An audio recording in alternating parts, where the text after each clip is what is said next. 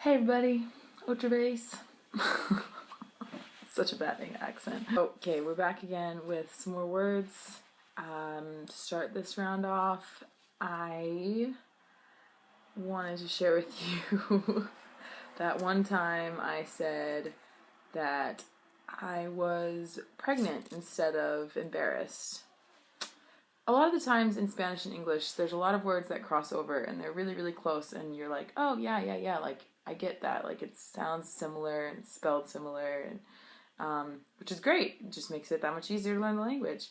But there are some cases, they call them false friends, where you would think that the one word would mean the other word in the other language, but it actually means something completely different. And there's quite a few examples of these, but one of them is embarazada, which means pregnant. But I thought I could make this word up. Yay, I'm smart.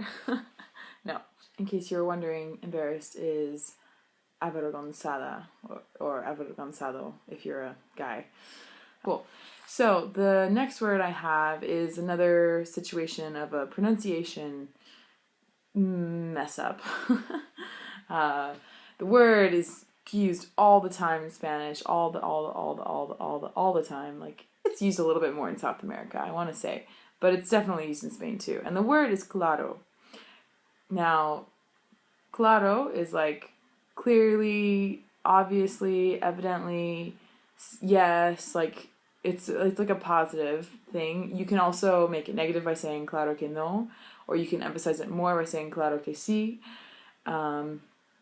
It's used just intermittently in conversation all the time, okay? When I was first learning this word, it just threw me for a tongue-twisting roller coaster because I just couldn't get the L and the R. They were so close together. It's just two sounds that are just like, what? It's just hard sounds to begin with, and then they're together. So claro, claro, claro. Like, I can't even tell you how many times I slowed it down and just like claro, claro, claro, claro, claro, claro. And my last example for you today is a phrase that I picked up on here in Spain. I went to Madrid for a weekend, and when I came back, I wanted to tell Jimena with an exclamation point, I missed you! And I had learned previously that to say, I miss you, present, is te extraño. And so I was like racking my brain trying to think of like imperfect or preterite, or like how do I form this phrase to mean it like in the past. I hadn't learned the present perfect yet, but that's the tense that I should have used. So I said it incorrectly, and the mom here in Spain was in the room, and she heard it, and she's like, oh, you want to say te echado de menos?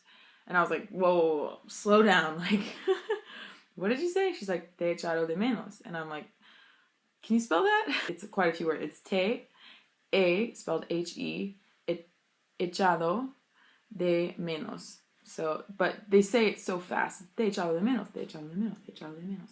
I've missed you, I've missed you, I've missed you.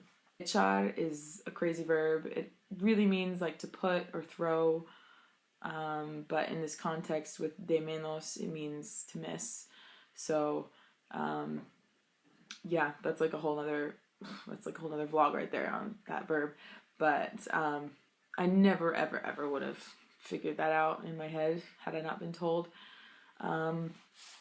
with my level of Spanish at that point. So it was good, and I instilled it in my head, and then like I think later that day I went and saw a friend, and he said, te echado de menos, and he said it, and I understood it, and I was like, yes, I get that. I'm like, you miss me, yes. That's what I got for you today. Hope you enjoyed. As always, comment, share, like, whatever, do your thing. And I'll see you next time. More Spanish words. And make sure you're following me on my blog, rawwanderlust.com, or Instagram at rawwanderlust. Till next time. See you guys.